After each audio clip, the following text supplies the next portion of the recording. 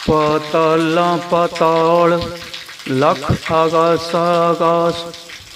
ओढ़क पाल थके वेद कहण एक बात। सहस 18 कहण कतेबा असलू एक तात। लेखा होए त लिखिए लेखै होए विनाश। नानक वड्डा आखिए आपे जाणै आप। वाहिगुरु वाहिगुरु। गुरु प्यारी साध संगत जीओ, पाताला पाताल लख आगासा आगास।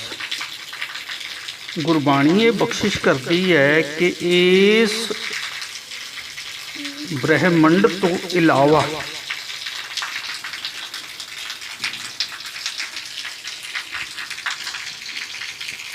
लख पाताल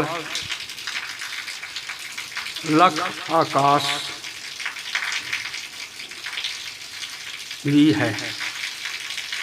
इस धरती तो इलावा भी लख आकाश लख पाताल है। भाव जिथे इस ब्रह्मंड का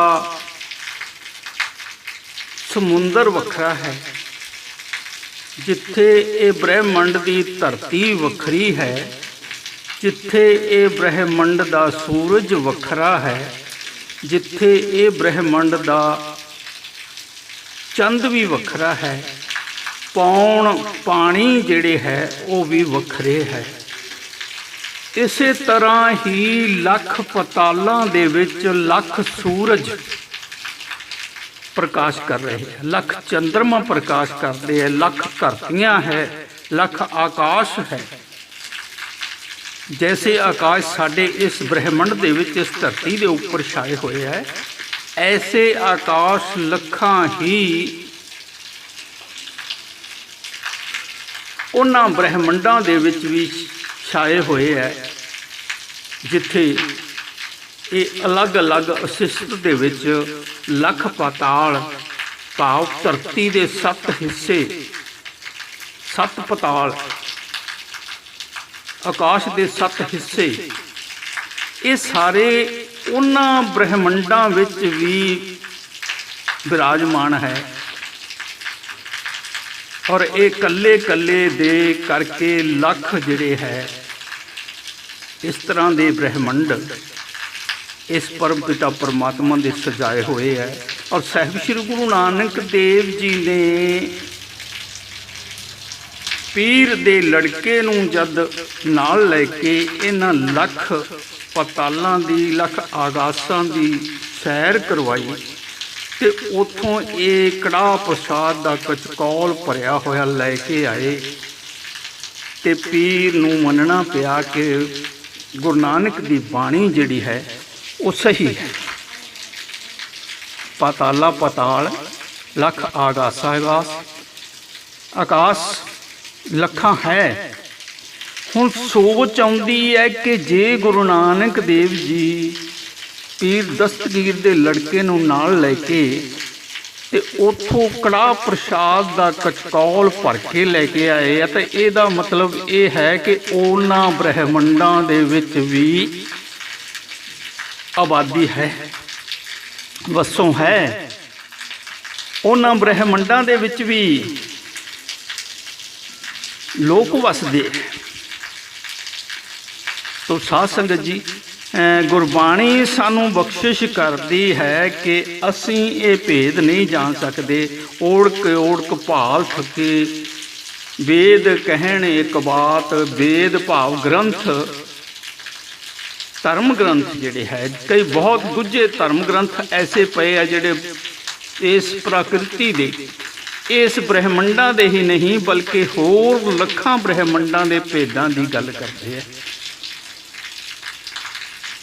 ते सानू जदों वो बख्शिश वेद भी ये कहते हैं कि ओढ़क जिहड़ा अखीर जिहड़ा है अंत जिहड़ा है ओढ़क भाल थके लोग जिवें अज चंद्रमा की भाल कर रहे हैं, होर ब्रह्मंडां खंडां की भाल कर रहे हैं, और ग्रहां की भाल कर रहे हैं।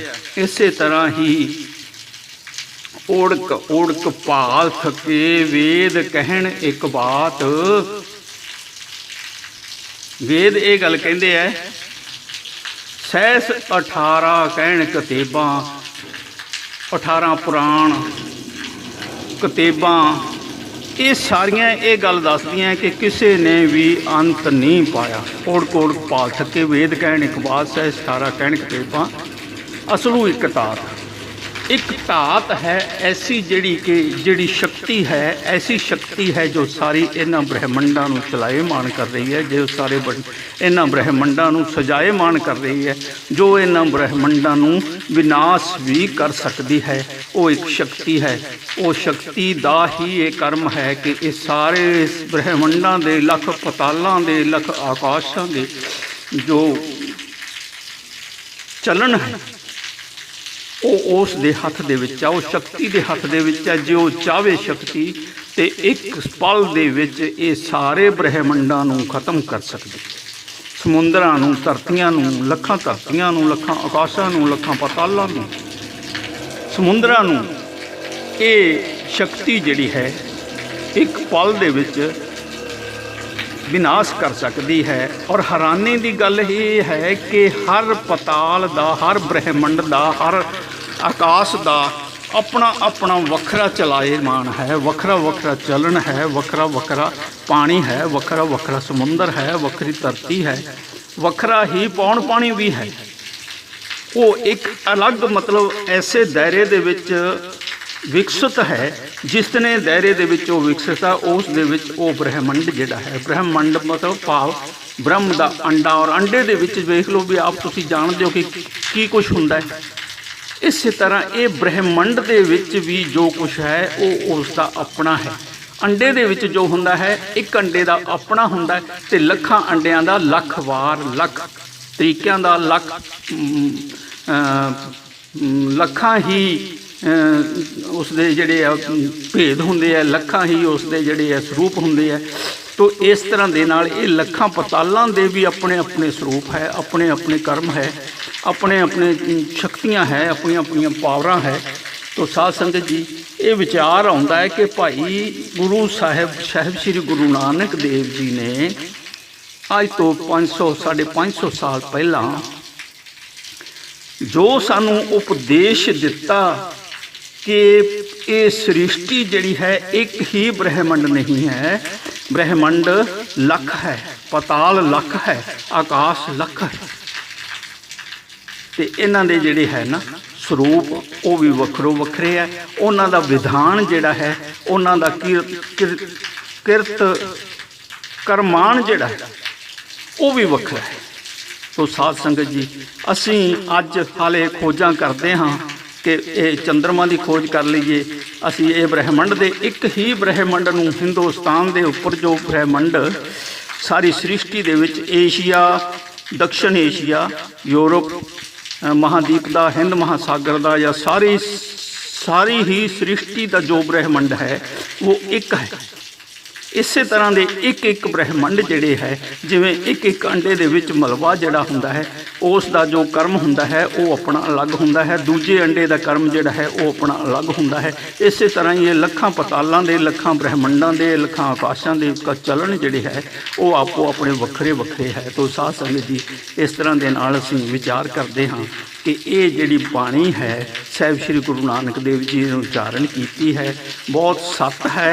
अज के युग दे विच ये सत्या हो रही है, महसूस हो रहा है कि गुरु नानक देव जी ने जे लख पताला पताल लख कासा गास और कोड़ पा सके वेद कहण विच बात ये गल लिखी है तो ये बिल्कुल सच है। तो साध संगत जी विचारन की लोड़ है। असीं अपनी बूझ नाल सूझ नाल नहीं विचार सकते। जे किते परमात्मा बख्शिश करे तो सानू थोड़ा बहुता भेद, थोड़ा बहुता ज्ञान दूसरे ब्रह्मंडां बारे भी हो जाता है। अज असीं दूसरी दुनिया के लोगों को लभदे फिरदे हैं, दूसरी दुनिया के लोग है कि नहीं है, किते वसों है कि नहीं है, पर गुरु नानक देव जी कहते हैं वसों है। लख आकाश लख पताल, ये पतालों के उत्ते वसों है, ਉਸ ਦੇ ਆਕਾਸ਼ ਹੈ, ਉਸ ਦਾ ਆਪਣਾ ਬ੍ਰਹਿਮੰਡ ਹੈ। ਉਸ ਤਰ੍ਹਾਂ ਦੇ ਬੰਦੇ, ਉਸ ਤਰ੍ਹਾਂ ਦੇ ਪਸ਼ੂ, ਉਸ ਤਰ੍ਹਾਂ ਦੇ ਜਿਸ ਤਰ੍ਹਾਂ ਦਾ ਉਹ ਵਾਤਾਵਰਨ ਹੈ ਉਸ ਤਰ੍ਹਾਂ ਦੇ ਹੀ ਪੈਦਾ ਕਰਦਾ ਹੈ ਉਸ ਬ੍ਰਹਿਮੰਡ ਦੇ ਵਿੱਚ, ਅਤੇ ਉਹਨਾਂ ਨੂੰ ਚਲਾਏ ਮਾਣ ਰੱਖਦਾ ਹੈ। ਤੋ ਸਾਧ ਸੰਗਤ ਜੀ, ਇਹਨੀਆਂ ਵਿਚਾਰਾਂ ਕਰਦੇ ਹੋਏ ਸ਼ਮਾਂ ਦੇ ਜਾਚਕ ਹਾਂ, ਵਿਚਾਰ ਕਰਨਾ। ਵਾਹਿਗੁਰੂ ਜੀ ਕਾ ਖਾਲਸਾ, ਵਾਹਿਗੁਰੂ ਜੀ ਕੀ ਫਤਿਹ।